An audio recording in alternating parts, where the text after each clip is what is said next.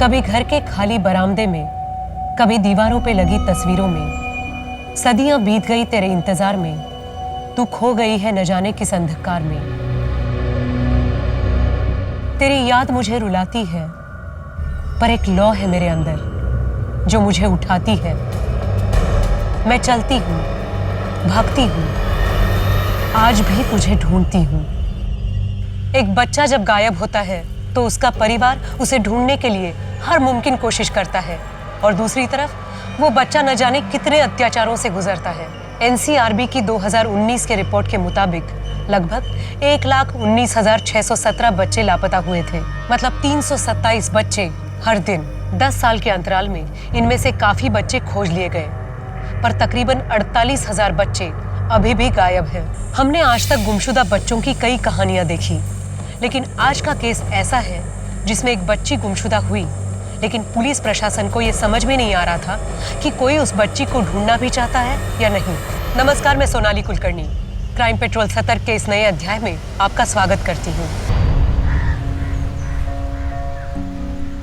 पर मम्मी मुझे नहीं जाना है, और कल तो खुशी का बर्थडे भी है ना, उसने मुझे बुलाया है। दिव्या, सिर्फ एक ही हफ्ते की बात है, तुम खुशी को सॉरी बोल दे। लेकिन मम्मा दिव्या, ये ले बेटा, तेरे लिए नई फ्रॉक। नई फ्रॉक? लेकिन पापा, इतना खर्चा करने की क्या जरूरत थी, और अभी तो पुरानी वाली है ना मेरे पास। अरे पुरानी वाली तो छोड़, उसको पहन के तो बिल्कुल राजकुमारी लगेगी, कोई बोल ही नहीं पाएगा तुझे किसी चीज की कमी है। मैं कह रही हूँ ना, मुझे किसी भी चीज की कमी नहीं है। हो गया तुम दोनों का? अब जाओ, बैग ही पैक हो गया।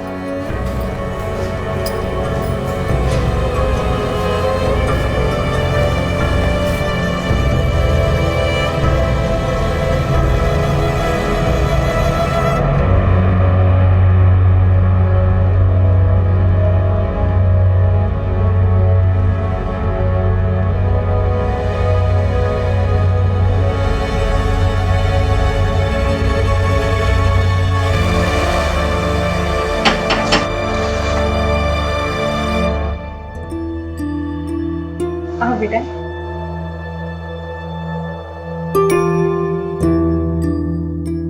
अगले मंगलवार को मैं दिव्या को ले आऊंगी। दिव्या, मेरा टाइम पे खाना खाना और टीवी कम देखना। ठीक है। ठीक है? बाय।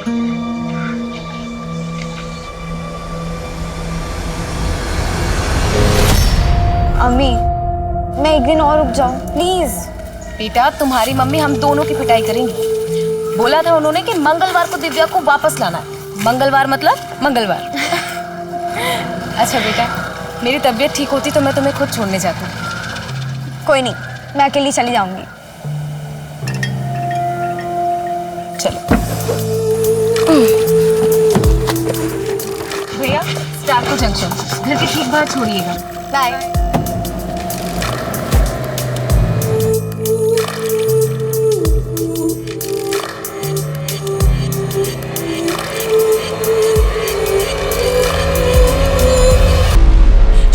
फरजाना, वो मेरी दिव्या को अकेला छोड़ ही नहीं सकती।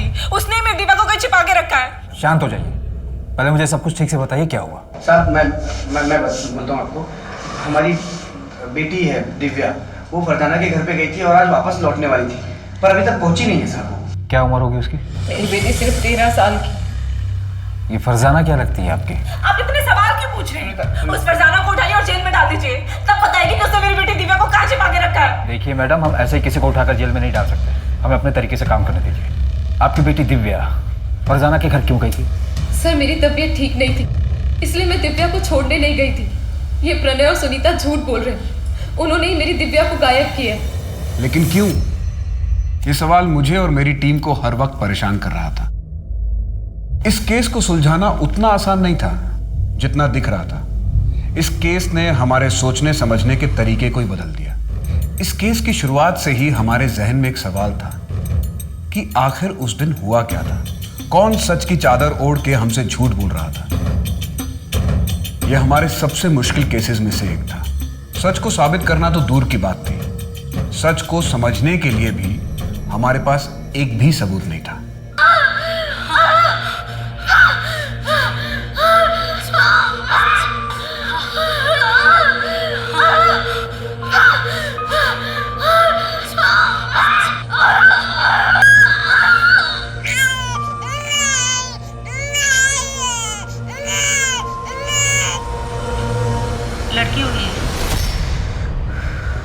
नहीं देखना है मुझे, लेकर जाइए इसे।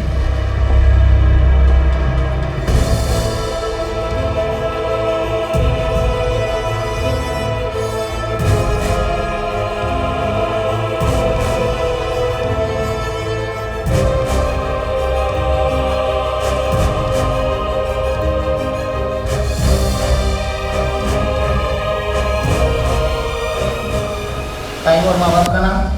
12:28। माँ का नाम फरजाना और बाप का पता नहीं है, क्लोज्ड अडॉप्शन होगा। अरे पर माँ ने कुछ तो नाम दिया होगा। अरे शक्ल तक तो देखी नहीं। तू ऐसा कर, दिव्या लिख दे और ये पायल उसके पास रख दे, उसकी माँ का है। ये पायल तो बहुत बड़ा है। हाँ तो बड़ी होगी तो पहनेगी ना, तुझे क्या करने का है? तू उसके पेपर्स के साथ रख दे बस।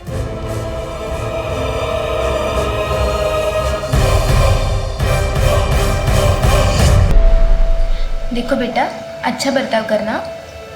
अगर उन लोगों को तुम पसंद आ गई तो तुम्हें एक अच्छा परिवार मिल जाएगा। पसंद आऊंगी तब ना। अरे क्यों नहीं पसंद आओगी, इतनी अच्छी तो हो तुम। अगर मैं अच्छी होती तो मेरे मम्मी पापा मुझे यहाँ क्यों भेजते?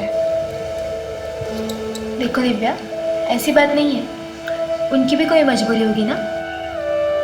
हाँ, मजबूरी होगी।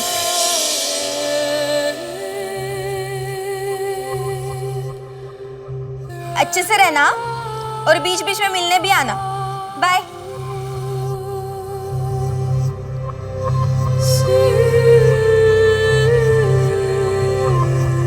भैया कुछ खाने को दो ना। नहीं, पैसे नहीं चाहिए, भूख लगी है, खाने के लिए कुछ दो ना। आगे जाओ। दीदी कुछ दो ना खाने के लिए। पैसा नहीं लेगी, खाना खाएगी तू? मैं खिलाता ना तुझे खाना। चल।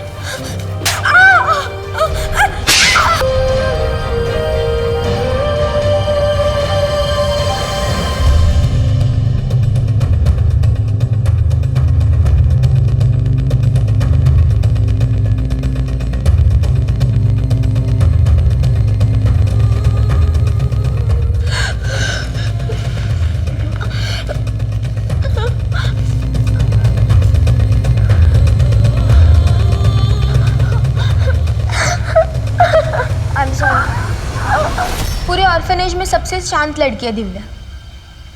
एक एनजीओ के साथ मिलकर हम ही ने रेस्क्यू करवाया था। कहाँ से? एक बेगिंग रैकेट था, फेक अडॉप्शन में ट्रैफिक हो गई थी। तो मैडम उसके साथ? फॉर्चुनेटली नहीं, उसको मारा पीटा जाता था, भूखा रखा जाता था। लेकिन पूरे 1 साल में उसके साथ एग्जैक्टली क्या क्या हुआ ये अभी तक दिव्या ने हमें नहीं बताया। लेकिन मैडम वो हमारे साथ घुल मिल तो जाएगी ना? प्यार हर जख्म भर देता है। अगर आप दिव्या का अडॉप्ट करते हो तो आपको कुछ काउंसलिंग सेशंस के लिए हमारे पास आना होगा। हमने रूल्स थोड़े से स्ट्रिक्ट कर दिए हैं, तो हमारे यहाँ से आपके घर रेगुलर विजिट्स होंगे।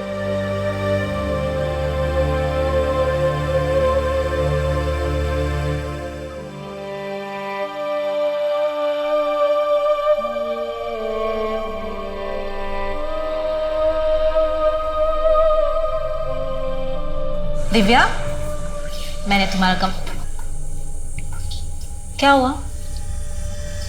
अच्छा बैग मुझे। बेटा देखो मैं तुम्हारे लिए क्या लाया हूँ। कलर पेपर, ये स्केच पेन और ये पेंसिल बॉक्स तुम्हारे लिए।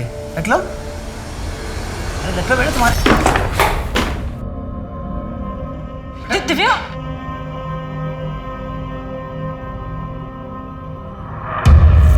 पण प्रणय अडॉप्ट करण्याची काय गरज आहे? अरे शुभम है ना, इसको तो अपना ही बेटा समझ। पर भाऊ शुभम तो है ही, एक बच्चा और रहेगा घर में तो सुनीता का भी मन लगा रहेगा।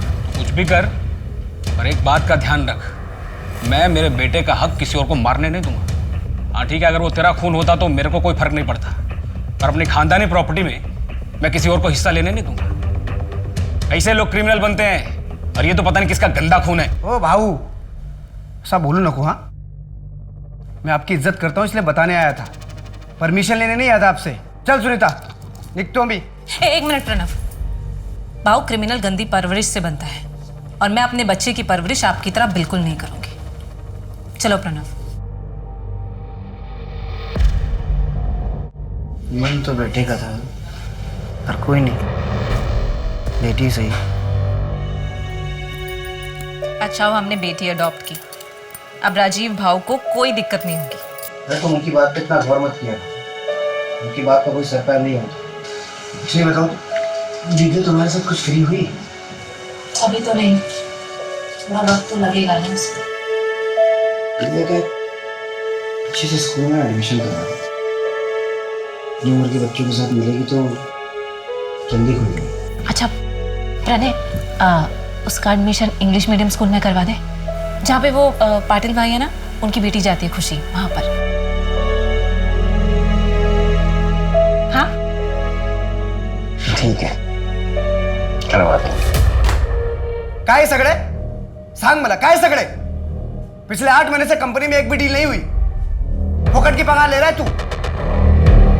अब गाली मत दीजिए, मैं कोशिश तो कर रहा हूँ ना। कोशिश कर रहा है बरोबर, पर अपने लिए कोशिश कर रहा है तू। कंपनी के नाम पर जो डील आती है तू अपने नाम पे लेता है। तेरे नाम तो FIR करना चाहिए मुझे। हाँ वो मेरा अलग से काम है, मेरे अपने कॉन्ट्रैक्ट्स हैं। मैंने तेरे को इधर बैठाया, नौकरी पे रखा, तेरे को ट्रेनिंग दी, अभी मेरे को गणित सिखा रहा है तू। बहुत ढप बस, अभी अपना सामान पैक करो, निकल इधर से।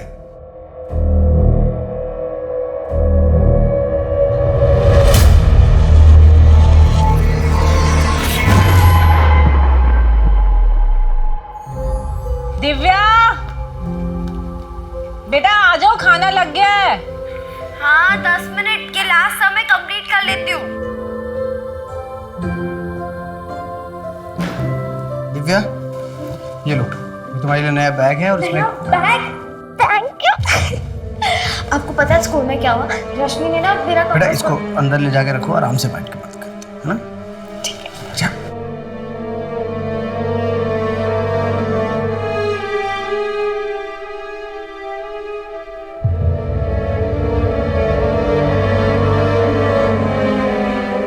अच्छा मैं क्या सोच रही थी कि दिव्या का एडमिशन किसी सस्ते स्कूल में करवा दे, उससे क्या होगा? एडमिशन की फीस भी कम होगी और खर्चा भी कम होगा। ये बात तो दिव्या को अडॉप्ट करने से पहले सोचनी चाहिए सुनीता। मुझे क्या पता था कि बाद में हालात इतने खराब हो जाएंगे। कोई जरूरत नहीं स्कूल चेंज करने का, मैं कोशिश कर रहा हूँ, कुछ ना कुछ हो जाएगा। और मैं देखते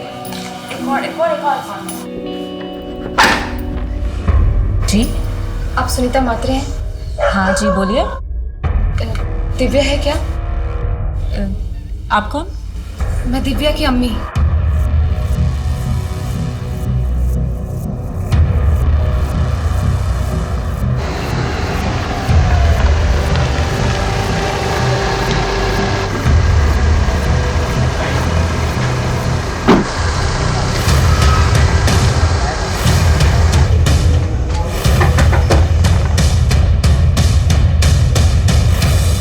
हाँ सर, मेरे को सिर्फ इतना याद है, इस लड़की को जिधर छोड़ा था उधर कोई तो था जिसने दरवाज़ा खोला था। आदमी था या औरत? सर आदमी था या औरत ये तो पता नहीं, लेकिन मैडम ने जहाँ बोला मैंने छोड़ दिया था। अगर कैब वाले ने दिव्या को प्रणय और सुनीता के घर के बाहर ड्रॉप किया था तो फिर दिव्या घर क्यों नहीं पहुंची? कहीं ऐसा तो नहीं है कि दोनों झूठ बोल रहे हैं? सर कोई तो झूठ बोल रहा है। ये दिव्या आउट ऑफ वेडलॉक बच्ची है। 13 साल पहले फरजाना ने उसे अडॉप्शन के लिए दिया था, फिर ये अब क्यों आई है? फरजाना मेरी बात को समझो तुम, मैं अभी तुमसे शादी नहीं कर सकता हूँ, अम्मी नहीं मानेगी। सफी तुम एक बार अपनी अम्मी से मिलाओ तो मुझे, मैं उन्हें मना लूंगी। मैं उनकी इतनी सेवा करूंगी कि वो भूल जाएंगे कि मैं किस जाति की हूँ। फरजाना अम्मी को समझाना इतना आसान नहीं है। देखो मुझे थोड़ा वक्त दो, मैं अभी अपने पैरों पे खड़ा भी नहीं हुआ हूँ। मैं अम्मी से बात क्या करूँगा, कैसे समझाऊंगा उन्हें? ठीक है, लेकिन जो भी करना है जल्दी करो, मेरे पास ज़्यादा वक्त नहीं। मैं अभी चलती हूँ, अब्बू घर पे इंतज़ार कर रही हूँ। अच्छा सुनो तुम, इतनी मुश्किल से तो आई हो तुम फरजाना, 10 मिनट रुक जाओ।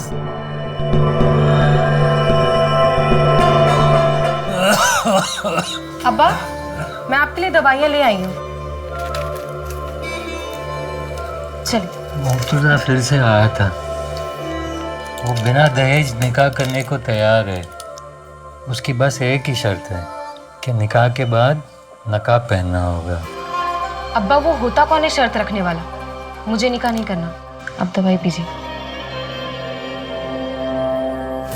बहुत डर लग रहा है, पुलिस आएगी तो बाल की खाल निकालेगी। कहीं घबराहट में मुंह से कुछ निकल गया तो क्या करूं? निकल जाऊं क्या? ठीक है।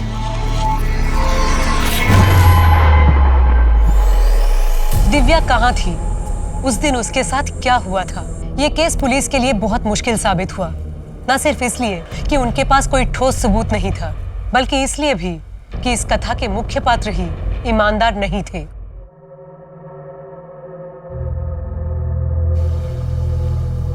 बुरा साया है तुझ पर, और वो इतनी आसानी से तेरा पीछा नहीं छोड़ेगा।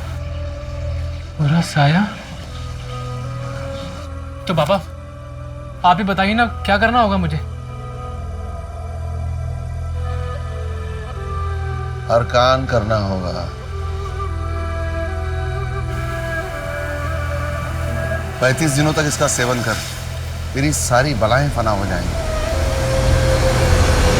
हमारी कैब वाले से बात हुई, उसका कहना है कि उसने दिव्या को आपके घर के बाहर ही छोड़ा था। हो ही नहीं सकता। मैं तो सारा दिन घर पे थी, दिव्या का इंतजार कर रही थी। आप दोनों को किसी पर शक है? नहीं, हमें किसी पर शक नहीं है।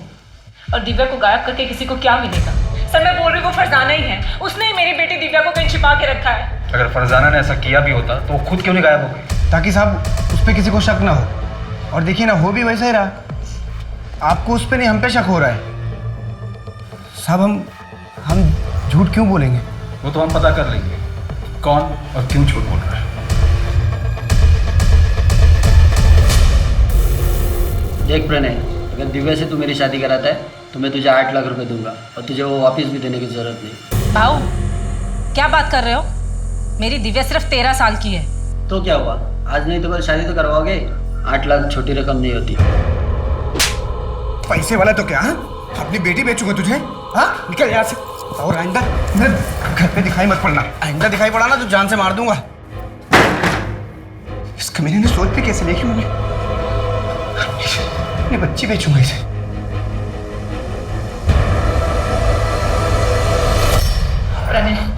प्रणय मुझे मेरी दिव्या चाहिए। हम ऐसा करते हैं, हम फरजाना के घर जाते हैं, उससे बैठकर बात करते हैं, जो भी प्रॉब्लम है ना उसको सुलझाते हैं, लेकिन मुझे मेरी दिव्या चाहिए। दिव्या चाहिए मुझे मेरी।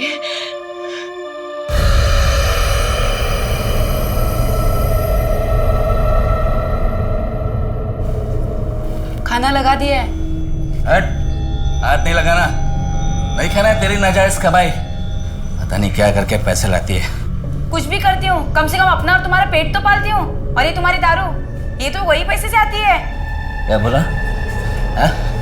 ज़बान चलाती है। अरे जिसको देखो कुछ ना कुछ बख्श रहा है। अब आने से।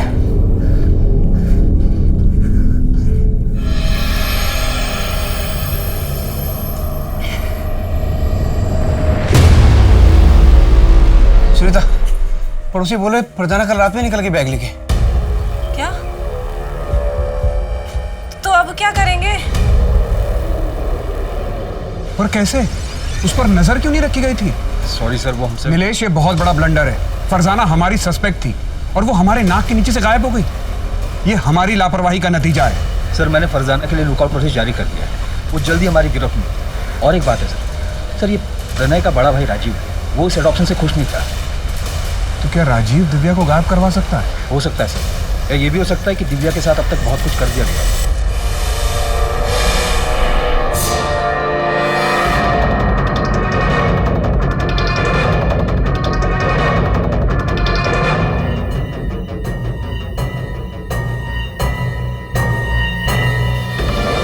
जी मुझे अडॉप्शन से प्रॉब्लम था, लेकिन जब लड़की अडॉप्ट हुई तो फिर मुझे क्या प्रॉब्लम?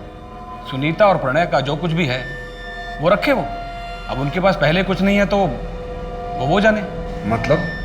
प्रणय का बिजनेस काफ़ी डाउन हुआ है और मुझे पूरा यकीन है सर, अब प्रणय भी पछता रहा होगा उस दिव्या को अडॉप्ट करके। और सर रही मेरी बात, मुझे उस दिव्या से क्या प्रॉब्लम होगा?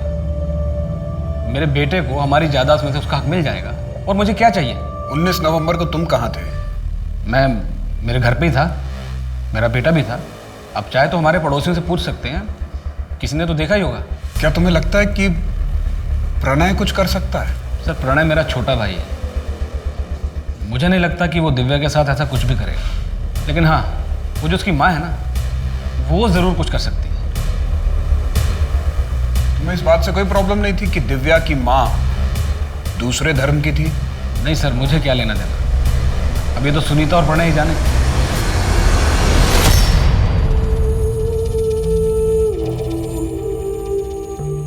पापा ये देखो मैंने आपके लिए बनाया, हैप्पी फादर्स डे।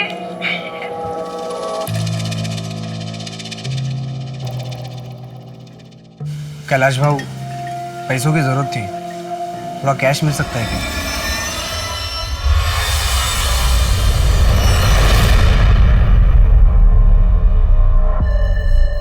कहीं तुमने ही दिव्या को?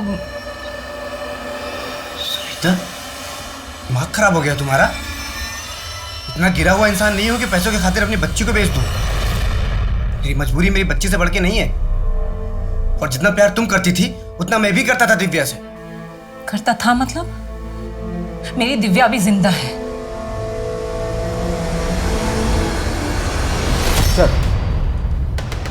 सर, प्रणय और सुनीता को दिव्या के लिए रिश्ता है। कैलाश वागले नाम का एक आदमी है, यहाँ गोवा में 3 रिजॉर्ट है उसके, और 8 लाख रुपए में बात भी तय हुई। पहले तो प्रणय ने उसे धक्का मार कर निकाल दिया, लेकिन अपने खबरी जग्गू ने पता किया ये प्रणय दोबारा कैलाश से मिला था, शायद डील कर ली। तो क्या ये चाइल्ड मैरिज का केस है? कहीं ऐसा तो नहीं कि प्रणय ने मौके का फायदा उठाया ताकि सबको ये लगे कि ये सब कुछ फरजाना ने किया है? और ये भी हो सकता है कि प्रणय और फरजाना दोनों मिले हों। ये फरजाना इंदौर से है ना? जी सर, उसका एड्रेस भी हमारे पास है, मेरी लोकल पुलिस से बात भी हुई है। नहीं नीलेश, तुम खुद इंदौर जाओ और इस फरजाना की कुंडली निकालो। 1 महीना बीत गया है और हमारे पास दिव्या की कोई खबर नहीं।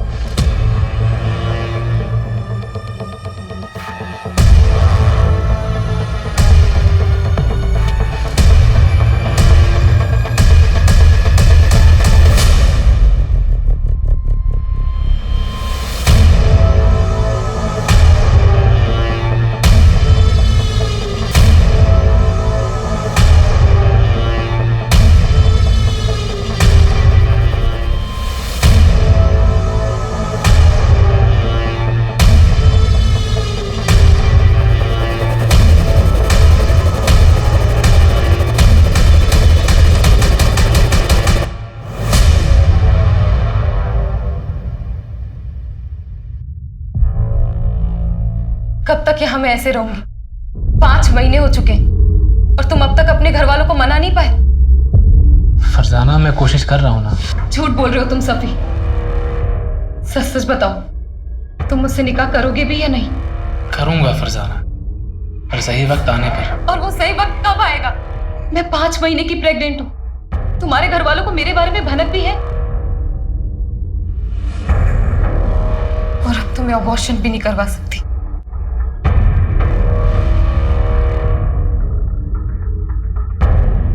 और कब तक यहाँ रहना होगा? फरजाना, जब तक पुलिस मामला रफा दफा नहीं कर देती है तब तक। काश मैं दिव्या के साथ थोड़ा और वक्त गुजार पाती।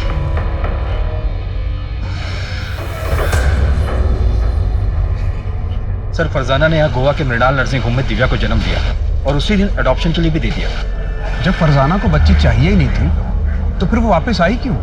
सर ये तो फरजाना से ही पता चलेगा। अगर वो हमें मिली तो एक बार वापस सबसे बात करते हैं, शायद हमसे कुछ छूट रहा हो।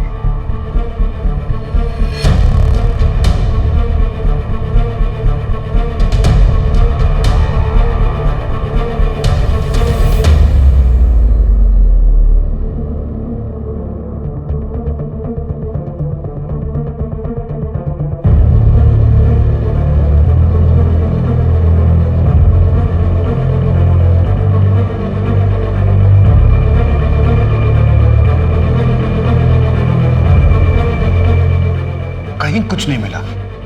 ऐसा कैसे कि कोई एविडेंस किसी के खिलाफ नहीं जो हमें उस बच्ची तक पहुंचा सके? सर अब तक तो पता नहीं दिव्या को कहां से कहां ले जाया गया होगा। पता नहीं अब तक ये बच्ची जिंदा होगी भी या नहीं।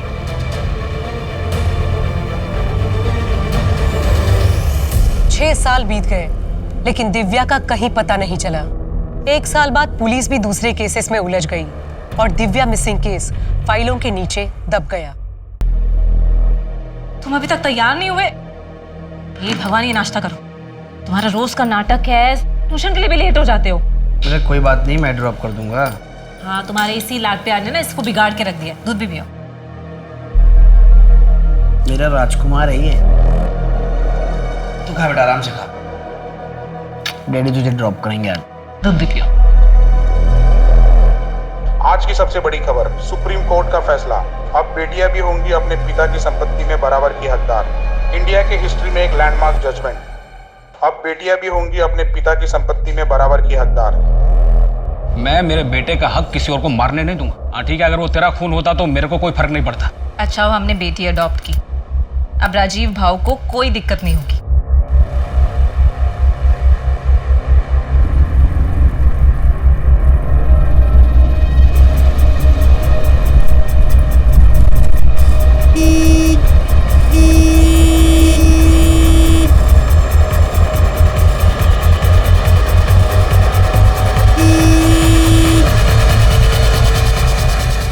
भाई क्या कर रहे हो? बीच पे खड़े हो, साइड में लो ना।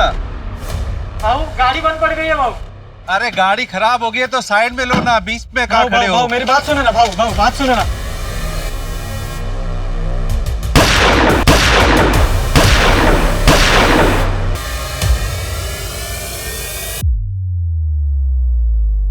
सुरेश कांबले नाम था सर। इंपोर्ट एक्सपोर्ट का बिजनेस है, बड़ा आदमी और पॉलिटिकल कनेक्शन भी बहुत स्ट्रांग थे। तभी ऊपर से प्रेशर आ रहा है। गाड़ी में नेम प्लेट भी नहीं है। कमल ये स्टिकर देख रहे हो? कॉमन नहीं है। मैंने इस स्टिकर और बाइक की फोटो सर्कुलेट करवा दी। पता करो कि कहाँ प्रिंट हुआ था और किसने करवाया था। विक्टिम के बारे में और कोई डिटेल? सर सुरेश कांबले का ज़्यादातर बिजनेस कैश में होता था। बैंक में पैसा जमा करने जा रहा था। इतना बड़ा आदमी खुद कैश जमा करवाने जा रहा था? पैसों को लेकर वो किसी पर भरोसा नहीं करता था। फैमिली में और कौन कौन है? वाइफ पुष्पा कांबले और बेटा धीरज। वाइफ तो यहीं गोवा में और बेटा अमेरिका में पढ़ाई कर रहा है। बड़ा आदमी था तो दुश्मनी कई लोगों से रही होगी। कमल कहीं ऐसा तो नहीं कि ये रॉबरी हमें गुमराह करने के लिए हो, जबकि असली मोटिव सुरेश को रास्ते से हटाना ही हो? सर वो एंगल भी हम खंगाल रहे हैं, लेकिन मॉडस ऑपरेंडी जगत सिंह कैसी है? जगत कौन? मुंबई वाला?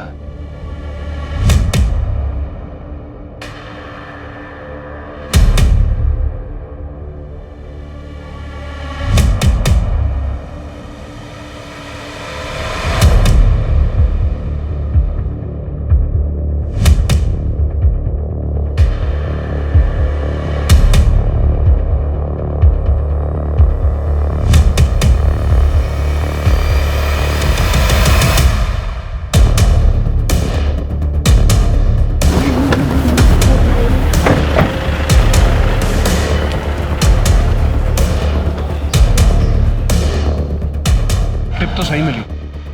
जग्गू को फोन कर। हाँ जग्गू, स्कूटर तो मिल गई है। वो दोनों कहाँ पर है? आप रेस्टोरेंट में आ जाओ, यहाँ दोनों चिल मार रहे हैं।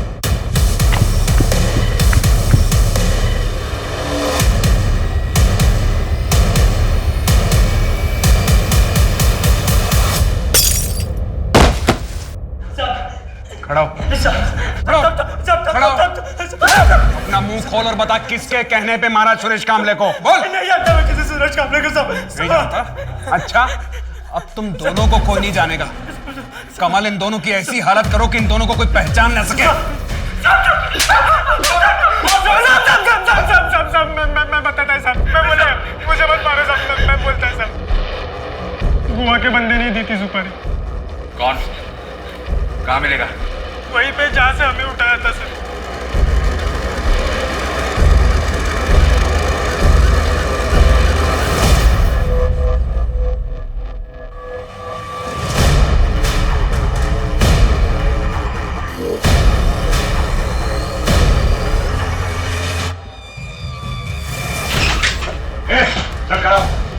क्या कर रहा?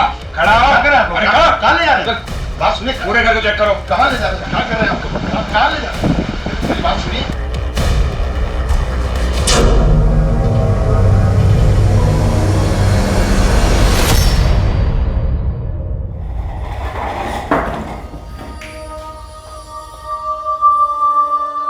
क्यों सुपारी दी थी सुरेश कामले की? वो तो तुम्हारा शागिर्द था। कर्म अच्छे कर, ऊपर वाले का यही फरमान है तेरे लिए। अगर अगले 2 सेकंड में अपना मुंह नहीं खोला ना तो उसी ऊपर वाले के पास भेज दूंगा।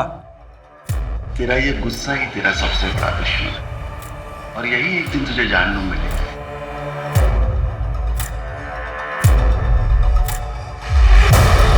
उच्च रक्तचाप की समस्या है तुझे।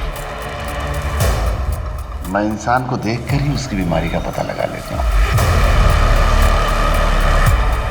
हमारे जबड़े में दर्द है। मैं भी इंसान को देख के उसकी समस्या बता देता हूं। बता, इतना कैश कहां से आया तेरे पास? बहुत सारे शागिर्द हैं मेरे, खुशी से भेंट चढ़ाते रहते। सर, ये चमत्कारी बाबा तो बहुत पहुंची हुई चीज है।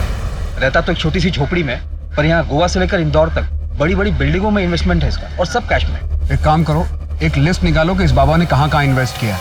सर, मैंने ऑलरेडी निकाला। ये देखिए सर, ज्यादातर हॉस्पिटल्स और नर्सिंग होम में इन्वेस्टमेंट किया है। कहीं ऐसा तो नहीं कि इस बाबा और सुरेश कामले के बीच में पार्टनरशिप हो? क्योंकि इसके अलावा तो और कोई मोटिव नजर नहीं आ रहा। सर, ऐसा तो अब तक कुछ सामने नहीं आया। और बाबा को जिस अड्डे से अरेस्ट किया गया था, वहाँ पे जो पैसे मिले थे वो सीरियल नंबर से, मतलब साफ है ये सारे पैसे किसी एक ही आदमी ने दिए। कहीं ऐसा तो नहीं कि बाबा को किसी और ने सुपारी दी और बाबा ने आगे सुपारी दे दी?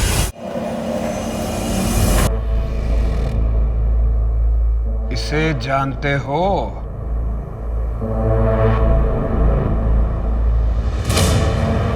नहीं। इसे मृणाल नर्सिंग होम से अडॉप्ट किया गया था और इसने इस बच्ची को जन्म दिया था। इसका नाम दिव्या है, 6 साल से गायब है। क्या जानते हो इनके बारे में?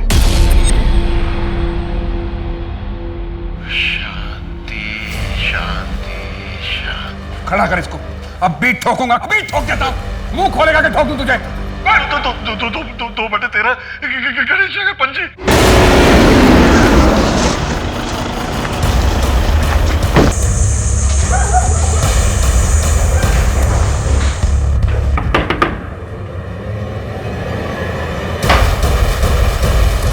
खत्म हुआ चूहे बिल्ली का खेल। बहुत साल घुमाया तुमने। फरजाना, मेरे पास एक प्लान है, सुनो, बैठो, ध्यान से सुनना। हम एक काम करते हैं कि हम ये बच्चा एक अस्पताल में दे देते हैं। क्या बोल रहे हो तुम सफी? मैं अपना बच्चा किसी को नहीं दूंगी। फरजाना, मेरी बात ध्यान से तो सुनो। देखो, एक चमत्कारी बाबा की वजह से मुझे एक अस्पताल के बारे में पता पड़ा है। हम ये बच्चा वहाँ दे सकते हैं, वही बच्चा रख लेंगे और डिलीवरी होने तक तुम भी वहाँ रह सकती हो। हम जब निकाह कर लेंगे फिर ये बच्चा वापस ले लेंगे। और ना ही मेरा सफ़ी से कभी निकाह हुआ और ना ही मैं अपनी बच्ची को ले पाई। फिर मुझे पता चला कि सफ़ी को HIV है। मैंने अपना टेस्ट करवाया तो मैं भी पॉजिटिव आई। मौत को इतने करीब से देखने के बाद मेरे अंदर की ममता जाग गई। सोचा बच्ची कुछ जिंदगी अपनी बच्ची के साथ गुजार पाऊं, पर दिव्या आप कहाँ हैं? क्या? क्या वो जिंदा है? मैं तो सोच रही थी कि वो उन दोनों के साथ खुश है। मुझे लगा था कि उन दोनों ने दिव्या का किडनैप करवाया ताकि वो मुझे फंसा सके। इसीलिए मैं उनके रास्ते से खुद हट गई ताकि वो तीनों खुश रह सके।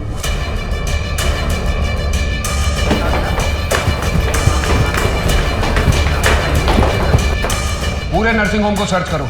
अगर और फोर्स की जरूरत है तो और फोर्स मंगा लो। मुझे इस नर्सिंग होम का पूरा कच्चा चिट्ठा चाहिए। यहाँ कौन काम करता था, करता है, यहाँ पर किस किस की ईंट लगी है, सब। जी सर, लेकिन सर हम किस बेस पर इन्वेस्टिगेशन कर रहे हैं? इस नर्सिंग होम में कुछ तो है नीलेश। ये सिर्फ एक कोइंसिडेंस नहीं हो सकता। सर ये देखिए सारी फाइल में क्या क्या है।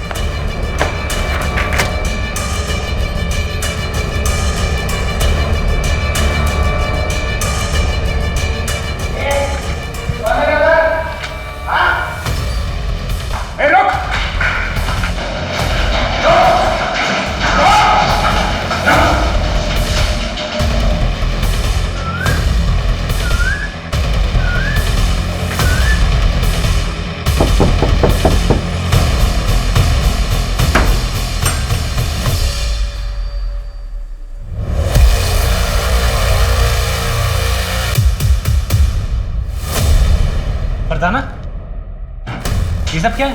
पहले तू बता, बिल्ली की खाल में गीदड़, तेरा असली चेहरा क्या है? क्या बकवास कर रहे हैं आप? तुमने दिव्या को बचपन में अडॉप्शन के लिए नहीं, ट्रैफिक किया था। मृणाल नर्सिंग होम का वार्ड बॉय हमारी हिरासत में है। उसने अपना मुंह खोल दिया है। हमारे पास उन सारी लड़कियों की लिस्ट है जिसे तूने ट्रैफिक किया था। बोल, कहाँ है दिव्या? बोल। फरजाना, मुझे कैसे पता होगा? 6 साल पहले वो सुनीता के घर के बाहर से गायब हुई थी। ये दिव्या की अभी की रिपोर्ट है जो हमें मृणाल नर्सिंग होम से मिली है। ये अब बताएगा?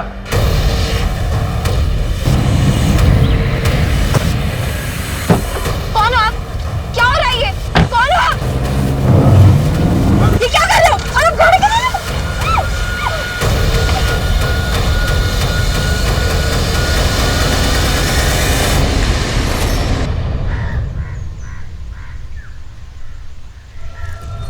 मैडम एकदम कौला माल है। लॉटरी लग जाएगी आप लोगों की। महीने का 10,000। आप एक बार लड़की को देख तो लीजिए पहले।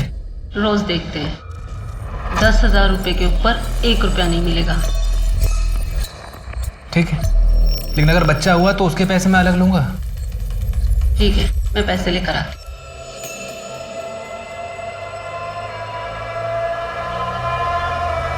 इसका नाम गौरी है। जाओ।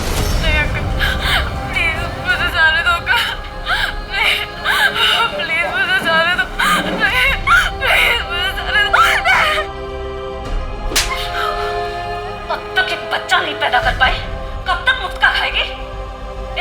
कुछ करो ना इसका। दिव्या मुझे कभी नहीं चाहिए थी, वो अनचाही बच्ची थी। मैं बस फरजाना के साथ रहना चाहता था, लेकिन फरजाना को दिव्या चाहिए थी। इसलिए मैंने एक ऐसा रास्ता निकाला जिससे मेरे पास पैसे भी आ गए और दिव्या से छुटकारा भी मिल गया। तो जैसा खुदगर्ज इंसान मैंने आज तक नहीं देखा, जिसने अपने फायदे के लिए अपनी बेटी को एक नहीं 2 बार दलदल में धकेला। उसे एक अच्छा घर मिल गया था ना, लेकिन तूने उससे वो भी छीन लिया। तुझ जैसे लोगों को तो बाप कहलाने का हक ही नहीं है। सर, दिव्या मेरा खून जरूर थी, लेकिन मैं उसका बाप नहीं था। फरजाना, बोल, कहाँ है मेरी दिव्या? वरना चीर दूंगी तुझे। चाकू नीचे करो। मैं इसे नहीं छोड़ूंगी। बोल, दिव्या कहाँ है? बोल। फरजाना, सिर्फ यही है जो हमें दिव्या तक पहुंचा सकता है। अगर इसे कुछ हो गया तो शायद हम दिव्या तक कभी ना पहुंच सके। चाकू दे दो, छोड़ो इसको। सर, मैं आपको लेके चलता हूँ जहाँ पर बच्ची को रखते हैं, लेके चलता हूँ। सर, यहीं पर रखिए। कहाँ पे? दिव्या, दिव्या,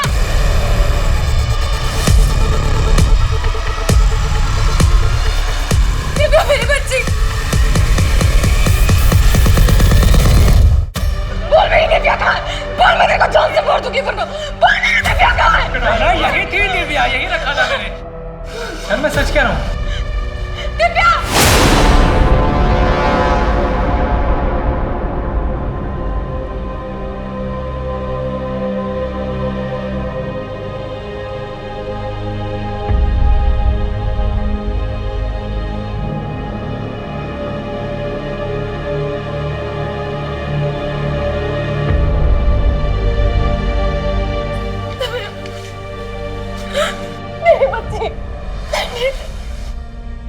मुझे तुम लोगों से अब कोई लेना देना नहीं है, लेकिन बेटा मैंने कुछ नहीं किया है, मैं कुछ भी नहीं जानती थी।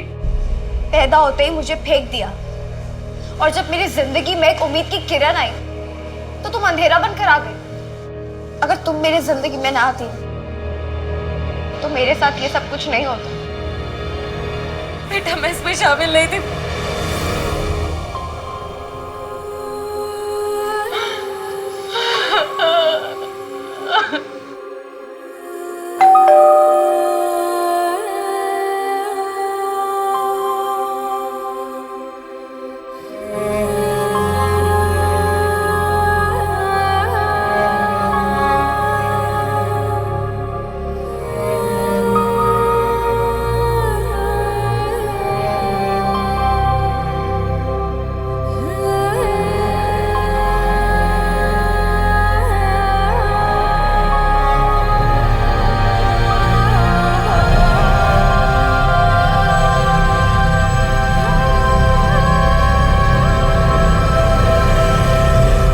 सर, मृणाल नर्सिंग होम को सील कर दिया गया।